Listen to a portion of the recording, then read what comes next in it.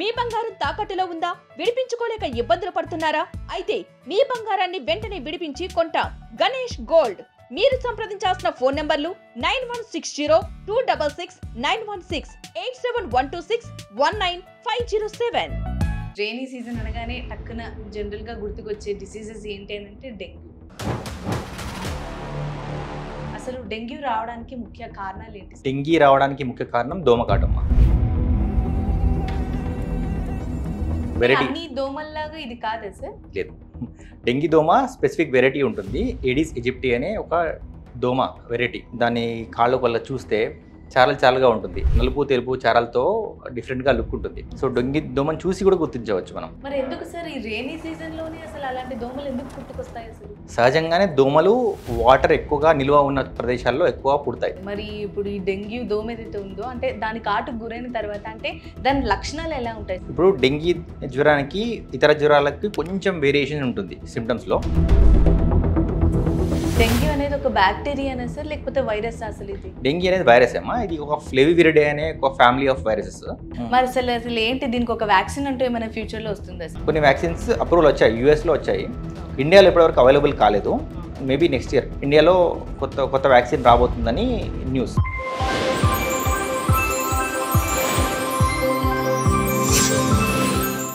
నమస్తే, welcome to BRK news. నేను ఝాన్సీ. ఇవాళ మనతో పాటు మన స్టూడియోలో ఉన్నారు doctor Sivaramakrishna, general physician, Virinchi hospitals. సార్తో మాట్లాడదాం. నమస్కారం సార్. సార్, ఇప్పుడు రైనీ సీజన్ స్టార్ట్ అయిపోయింది. సో రైనీ సీజన్ అనగానే టక్కున జనరల్గా గుర్తుకొచ్చే డిసీజెస్ ఏంటి అని అంటే డెంగ్యూ. అసలు డెంగ్యూ రావడానికి ముఖ్య కారణాలు ఏంటి సార్? అసలు డెంగీ రావడానికి ముఖ్య కారణం దోమకాటమ్మ.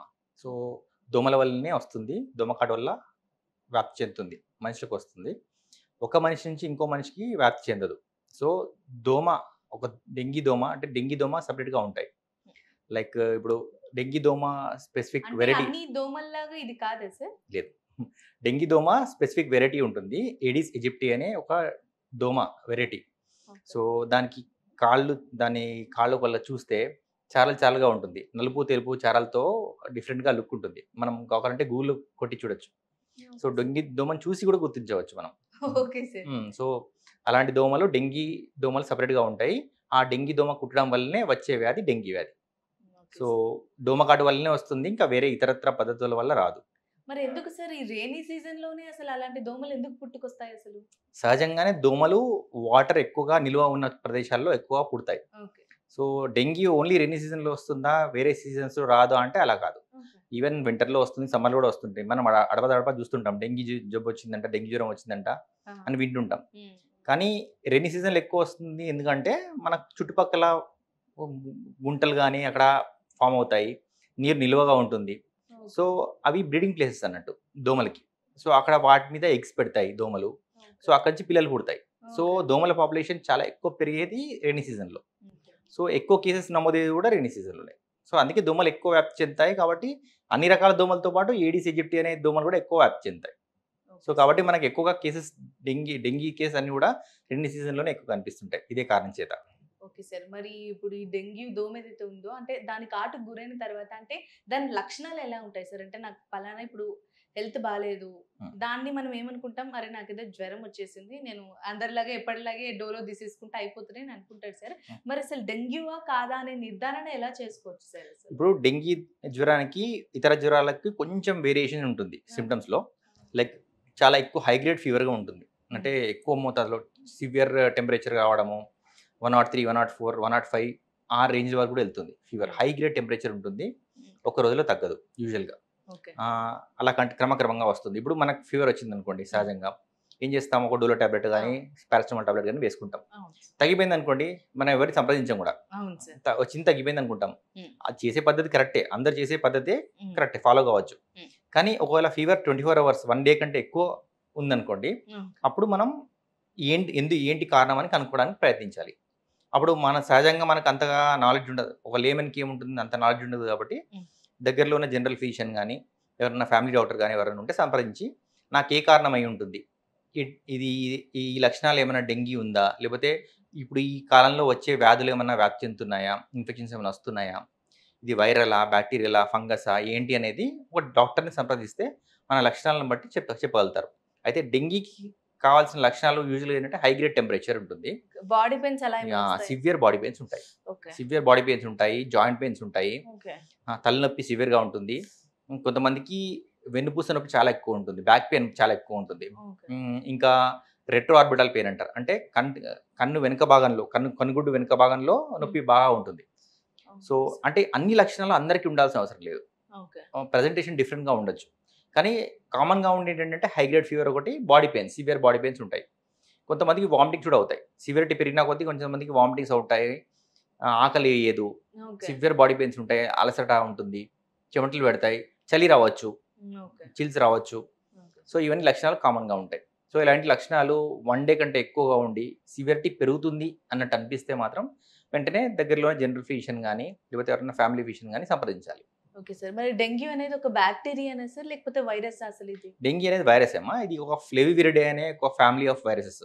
ఓకే. దాంట్లో రకాలు ఉంటాయి చాలా. మళ్ళీ డెంగీ వైరస్ 4 రకాలు, మనం ఇప్పటివరకు ఐసోలేట్ చేసినవి 4 రకాలు మెయిన్గా. ఓకే. ఇంకో కొత్త రకం నెంబర్ 5 కూడా అని అంటున్నారు, అది క్లియర్గా ఐసోలేట్ అవ్వలేదు. కానీ 4 వెరైటీస్ ఆఫ్ డెంగ్యూ వైరస్ అయితే ఉంటాయి.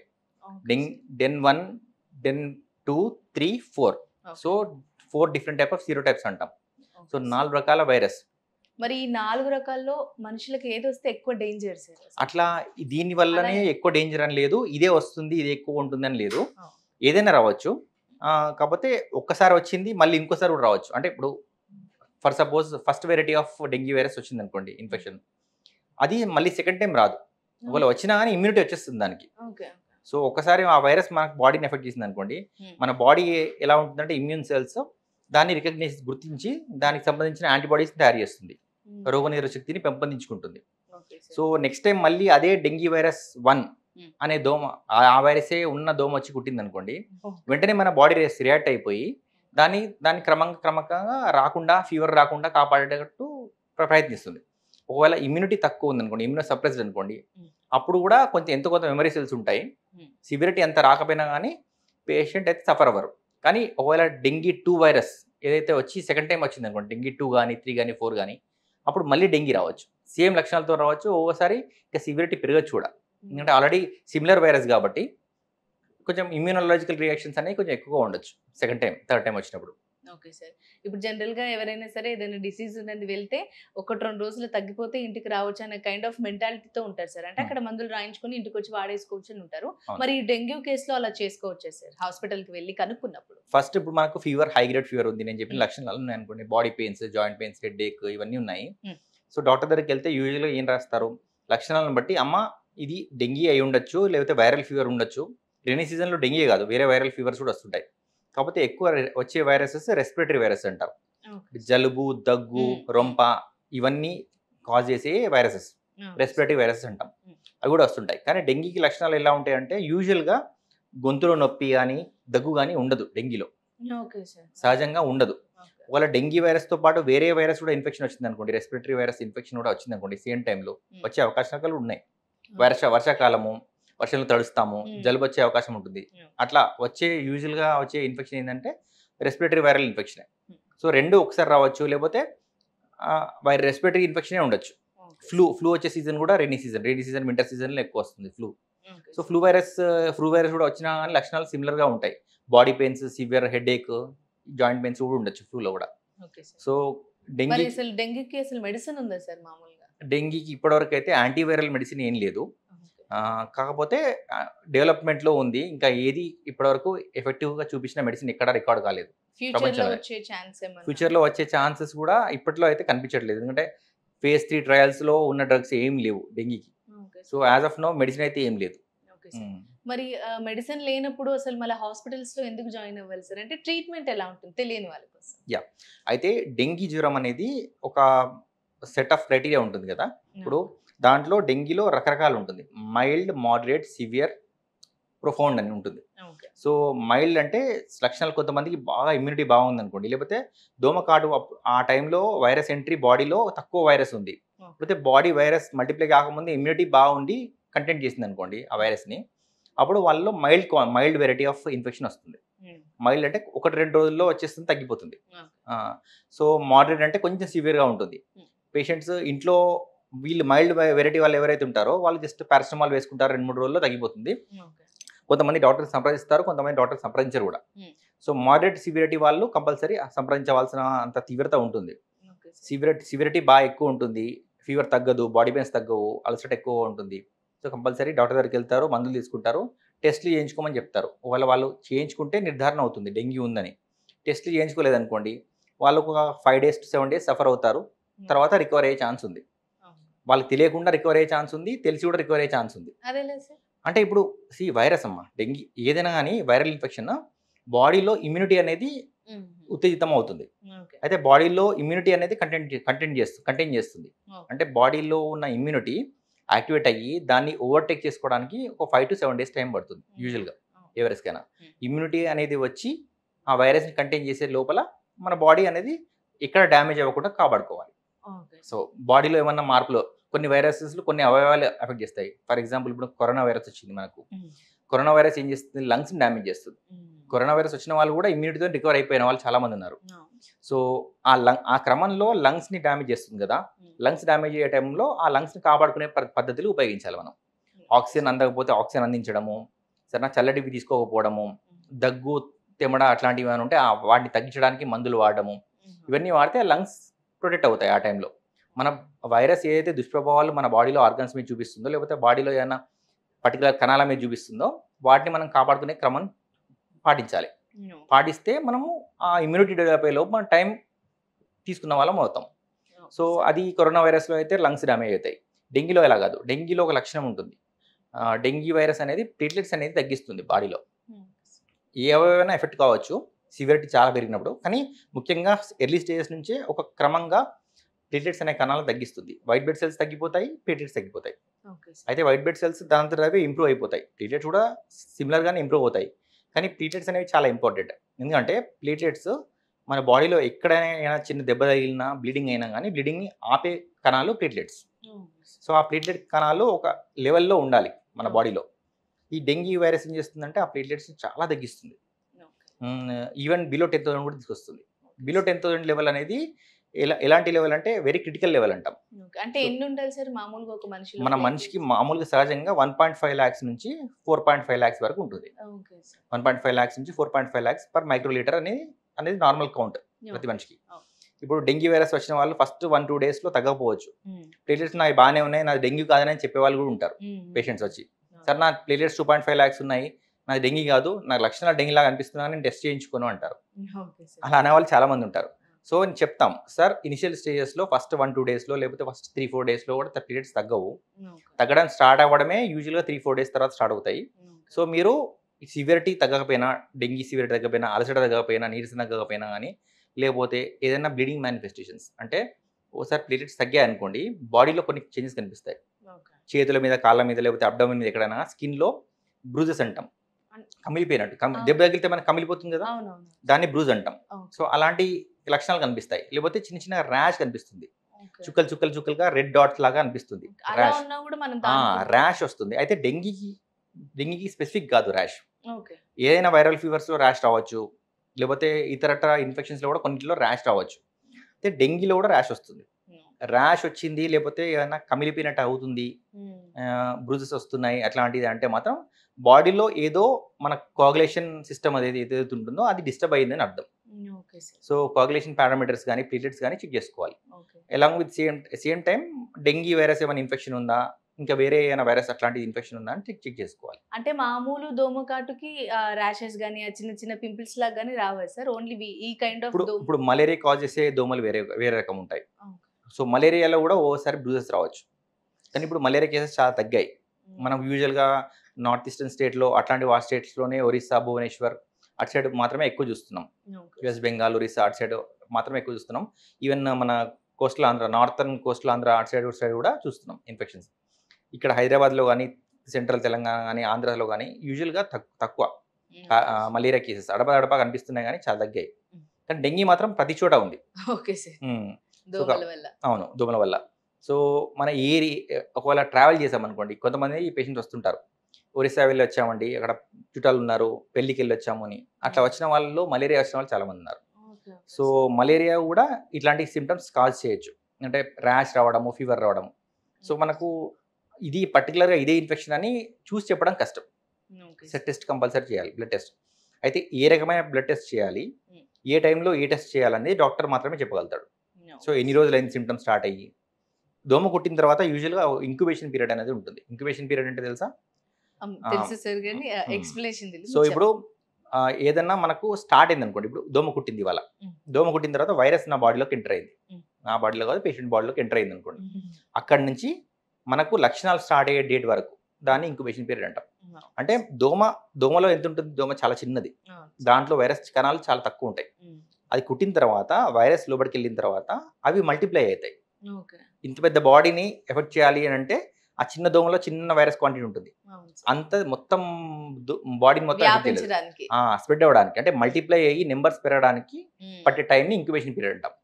నెంబర్స్ పెరిగి అది బాడీ మీద ప్రభావం చూపించి బాడీలో లక్షణాలు బయటపడడానికి కావాల్సిన టైంని ఇంక్యుబేషన్ పీరియడ్ అంటాం. ఓకే సార్, ఈ ఇంక్యుబేషన్ పీరియడ్ లో జనరల్ గా అందరు చేసినట్టుగా డోలో కనుక వర్క్ అయ్యి మన ఇమ్యూనిటీ సిస్టమ్ కూడా బాగుంటే కనుక ఇమ్యూనిటీ సిస్టమ్ బాగుంటే యూజువల్ గా అంత సివియర్ గా రాదు. ఒకవేళ వచ్చింది అనుకోండి, లక్షణాలు స్టార్ట్ అయినాయి అంటే ఇంక్యుబేషన్ పీరియడ్ అయిపోయిందని అర్థం. మన ఫీవర్ స్టార్ట్ అయిందంటే ఇంక్యుబేషన్ పీరియడ్ అయిపోయిందని అర్థం. దోమ కుట్టిన వెంటనే వస్తుందని అనుకోవద్దు. సరేనా, దోమ కుట్టిన అట్లీస్ట్ 2-3 days అని టైం పడుతుంది. Usual on an average incubation period for dengue is 4 to 7 days. అంటే దోమ కుట్టిన తర్వాత 4 to 7 days లోపు ఎప్పుడన్నా రావచ్చు.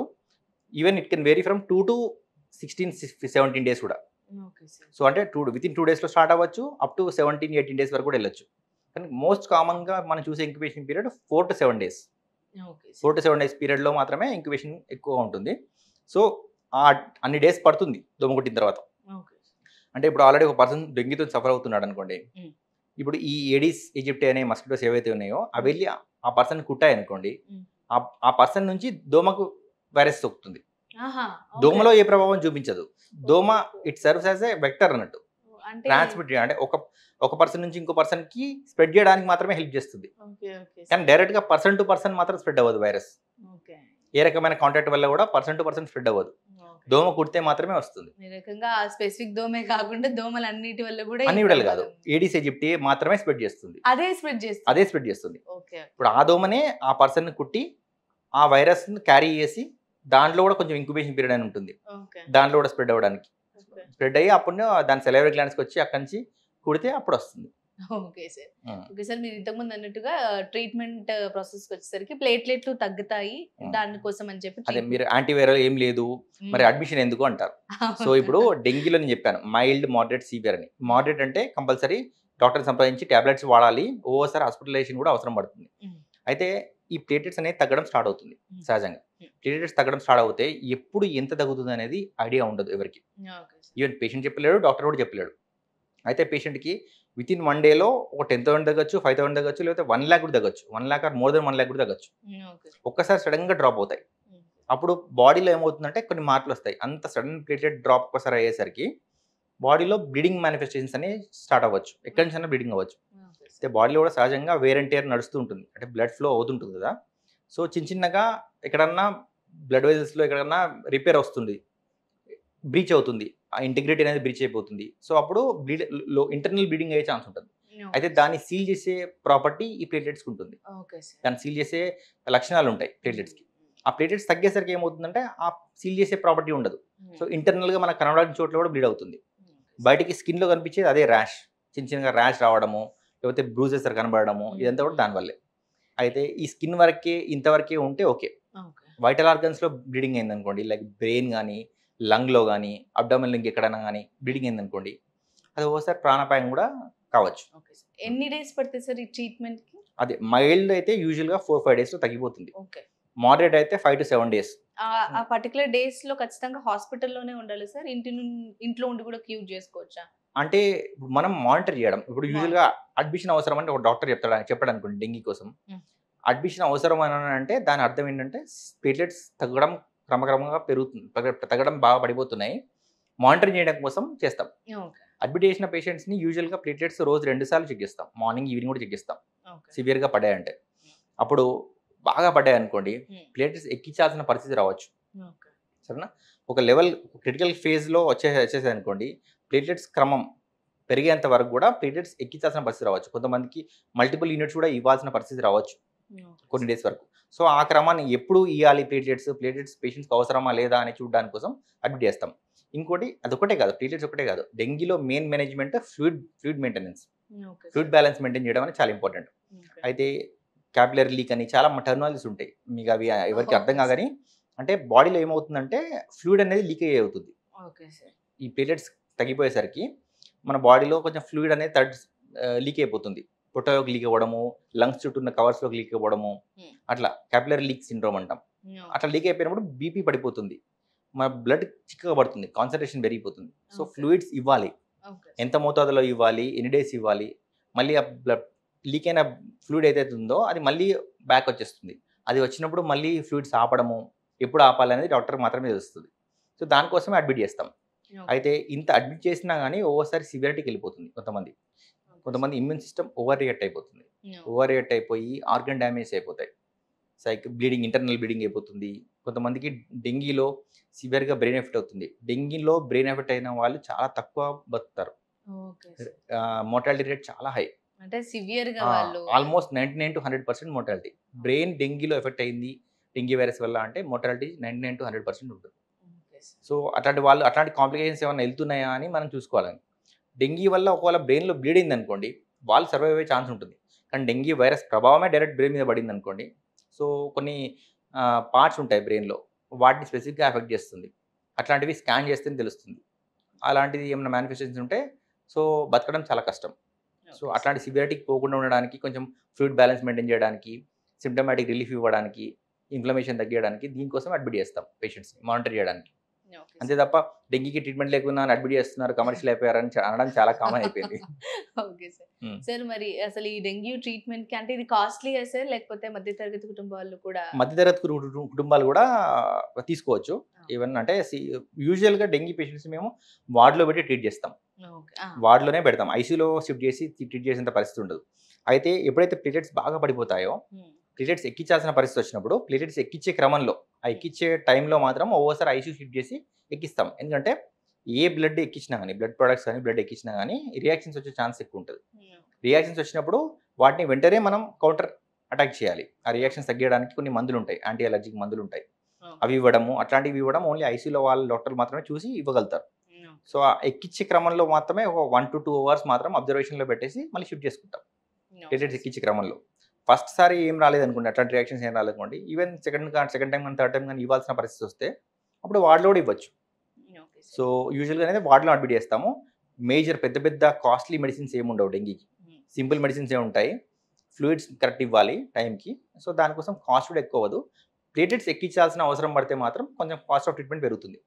ఎందుకంటే ప్లేటెట్స్ ఇచ్చేవి మనము యూజువల్గా ఒక పర్సన్ని పిలుస్తాం. ప్లేటెట్స్ ఎక్కించాల్సిన పరిస్థితి వస్తే ఎవరైనా వాళ్ళకి తెలిసిన చుట్టాలు, బంధువులు కానీ, రిలేటివ్స్ కానీ వచ్చి ప్లేటెట్స్ డొనేట్ చేయాల్సి వస్తుంది. అట్లాంటి వాళ్ళు ఎవరు తెలిసిన వాళ్ళు లేకపోయినా బ్లడ్ బ్యాంక్లో కొంతవరకు నిల్వ ప్లేటెట్స్ ఉంటాయి, ఆర్డీబీస్ అంటాము. అవి ఎక్కువ రోజులు ఉండవు, సో ఉన్నవి ఇవ్వాల్సిన పరిస్థితి వస్తుంది. అవి ఇవ్వాల్సిన పరిస్థితి లేకపోతే మనం తెచ్చి ఫ్రెష్గా ఎవరైనా డొనేట్ చేస్తే వాళ్ళ దగ్గర తీసుకొని ఇస్తాం, సేమ్ బ్లడ్ గ్రూప్ ఉన్న వాళ్ళు. సో ఆ ప్లేటెట్స్ తీయడానికి వాడే మెషినరీ, ఆ ఎక్విప్మెంట్ ఏదైతే ఉంటుందో అది కాస్ట్లీ ఉంటుంది. దానికి ఇప్పుడు మన గవర్నమెంట్ ఇచ్చే ఆరోగ్యశ్రీ అవన్నీ వర్తిస్తాయి సార్ ఇందులో? గవర్నమెంట్ ఇచ్చే ఆరోగ్యశ్రీ డెంగీ కవర్ అవ్వదు. సో గవర్నమెంట్ హాస్పిటల్లో వెళ్ళి ట్రీట్మెంట్ తీసుకుంటే కవర్ చేస్తారు వాళ్ళు, అంతే తప్ప కార్పొరేట్ హాస్పిటల్స్ లో గవర్నమెంట్ ఆరోగ్యశ్రీ అవన్నీ వర్తించవు. మరి అది ఎందుకు ఇంక్లూడ్ చేయలేదు తెలియదు, కానీ అదైతే వర్తించదు.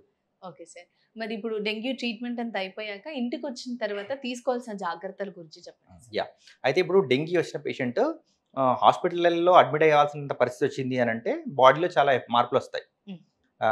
యూజువల్గా డెంగీ ఏ వైరస్ అయినా కానీ లివర్ ఎఫెక్ట్ అయ్యే ఛాన్స్ ఉంటుంది. ఎస్పెషల్లీ డెంగీలో కిడ్నీలు ఎఫెక్ట్ అవ్వవు, తక్కువ, సివియరిటీ చాలా పెరిగిపోతుంది తప్ప కిడ్నీలు ఎఫెక్ట్ అవ్వవు. కానీ కామన్గా ఎఫెక్ట్ అయ్యే ఆర్గన్ ఒకటి ఉంటుంది, అది లివర్ మీద ప్రభావం చూపిస్తుంది. లివర్లో కొన్ని మార్పులు చెందుతాయి. లివర్ ఫంక్షన్ టెస్ట్ చేస్తే మనము కొన్ని పారామీటర్స్ అని మార్పులు వస్తాయి, ట్రాన్సామినిటీస్ అంటాం. సో అవి లివర్ ఎఫెక్ట్ అయినప్పుడు ఏమవుతుందంటే మనకు ఈజీగా అలసట వచ్చేస్తుంది.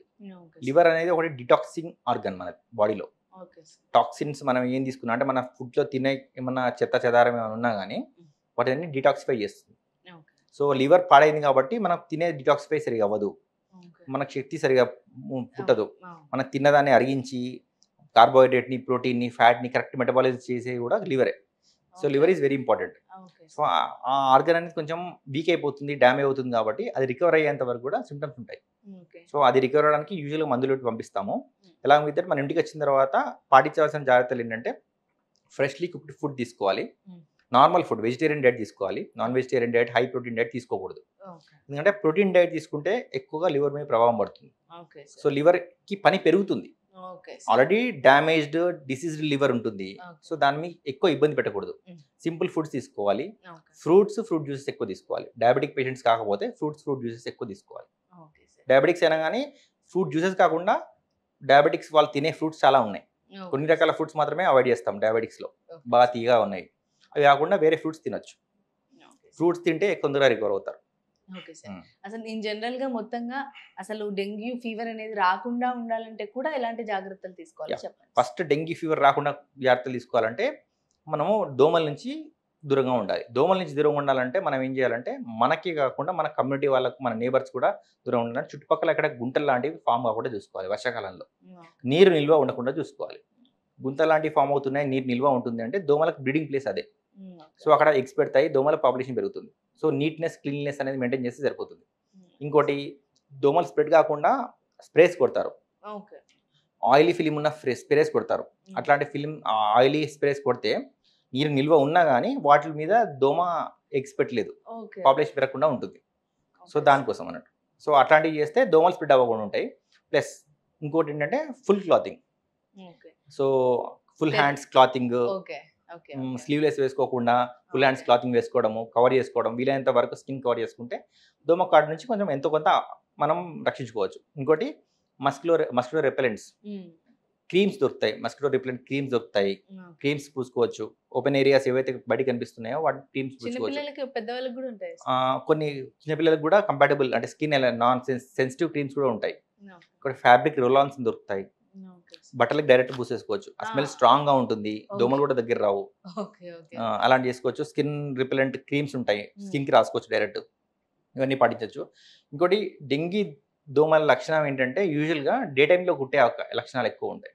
అంటే డే నైట్ అట్లా కూడా డిఫరెన్స్ ఉంటుంది. యూజువల్ గా అదర్ డిసీజెస్ మలేరియా కానీ వేరే ఇతర దోమలు కుట్టే దోమలు అన్ని కూడా నైట్ లో కుడతాయి. డెంగీ దోమల లక్షణం ఏంటంటే ఎక్కువ శాతం బ్రైట్ లైట్ లో కుడతాయి. వెలుతురు ఎక్కువగా ఉన్నప్పుడు తిరుగుతుంటాయి, ఎక్కువ తిరుగుతున్నప్పుడు కుడతాయి అన్నట్టు. సో బ్రైట్ లైట్ అంటే మనకు ఇప్పుడు డే టైం అనే కాదు, నైట్ టైంలో ఇప్పుడు మీ స్టూడియో చూడండి ఎంత లైట్గా ఉందో, లైట్ఫుల్గా ఉందో. ఇట్లాంటి లైట్ ఎక్కువ ఉన్న క్రమంలో దోమలు అక్కడ డెంగీ దోమలు అక్కడ ఎక్కువ తిరుగుతుంటాయి.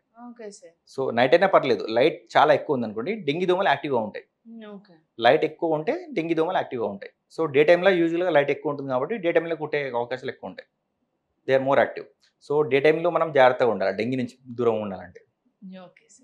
సార్ అసలు డెంగ్యూ అనేది అంటే ఒక దోమ నుంచి ఒక దోమకు వస్తుందని క్లియర్ గా చెప్పారు, అది బ్యాక్టీరియా కాదని కూడా చెప్పారు సార్.